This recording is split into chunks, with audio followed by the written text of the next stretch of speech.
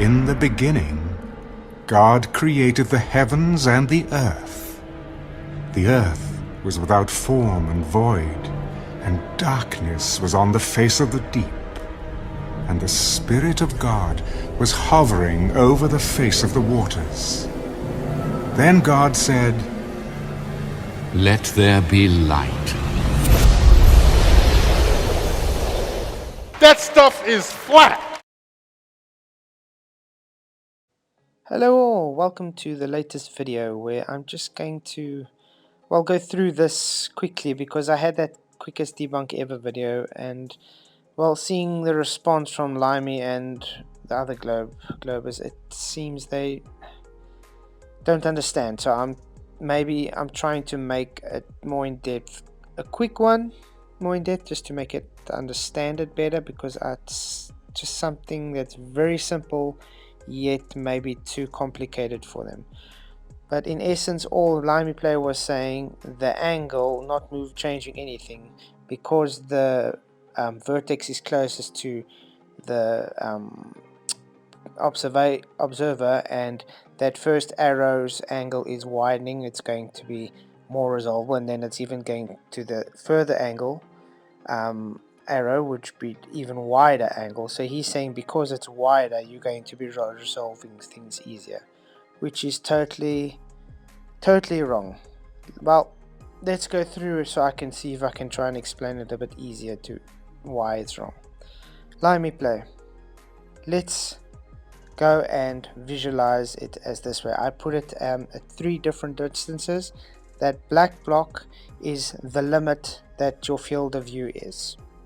Okay, you got exactly the same person in all 3 distances. Do you understand?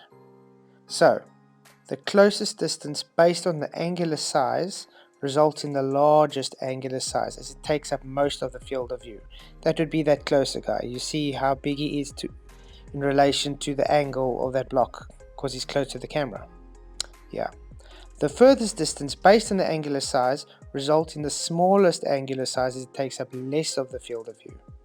This means that more information must be compressed into that little small area.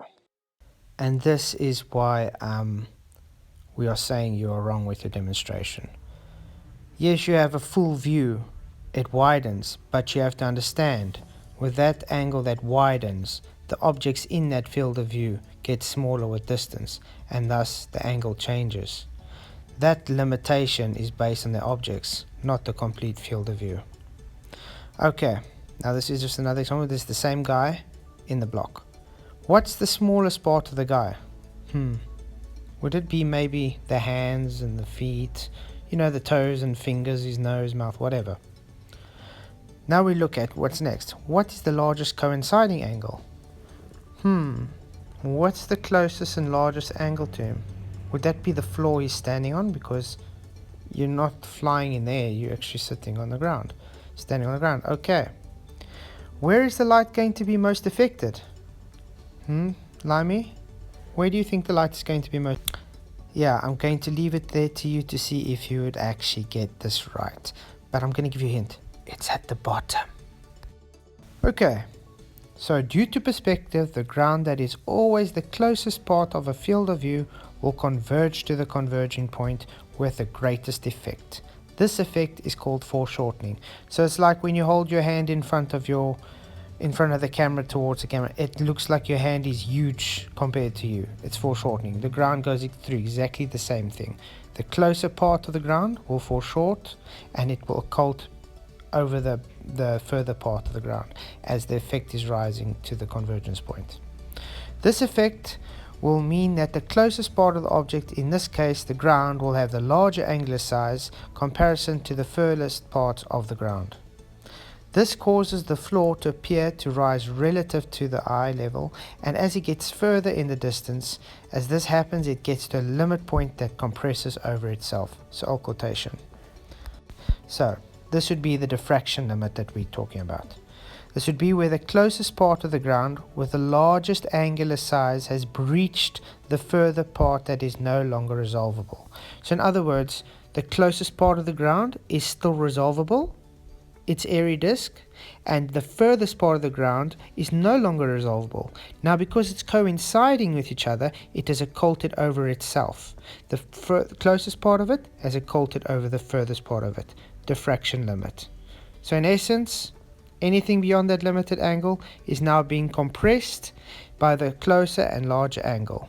And this is why when you see you magnifying boats in the distance that's already gone past that limited angle, you're just magnifying that limited angle. Not very difficult to understand.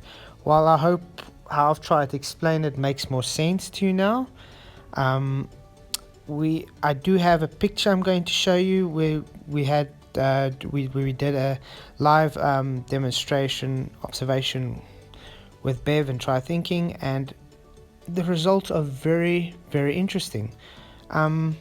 I think you might want to take a look at it, so let's get on with it. First off, what do you see here?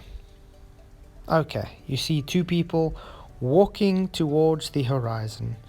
You see Bev standing at the far distance with his measuring stick. By the way, that limited angle is already occulting above his knees there. And that far blue that you see there is the horizon. That's water. So, what else do we see? Well, first off, if the horizon is the curve, then it's impossible in your worldview that his legs would be quote unquote behind a curve. No, because it's not more than one curve. This is a horizontal plane. He's literally occulted by the limited angle. Now, the fact that the horizon is behind him and he is obstructed, occulted, is just literally validating my point. Let's now move on to the two people walking towards the horizon.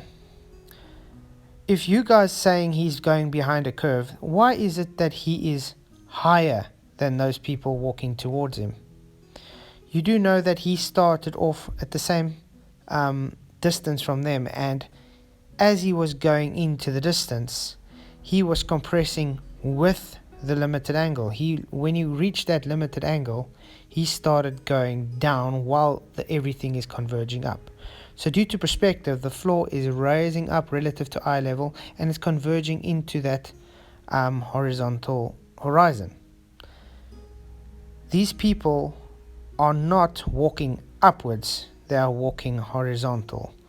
Just like Bev is standing horizontal and occulted by the limited angle with the horizon behind him. AKA, this is impossible on a globe. It's not curve, it's just optical drop. Well, it went a bit longer than I thought it would because it's quite quick in understanding. Thank you all for watching, and Slimy, if you got any questions, I'm going to send you the Discord link and we can have a chat. Thank you everybody for watching. Enjoy, God bless, and remember, we live on a stationary horizontal plane.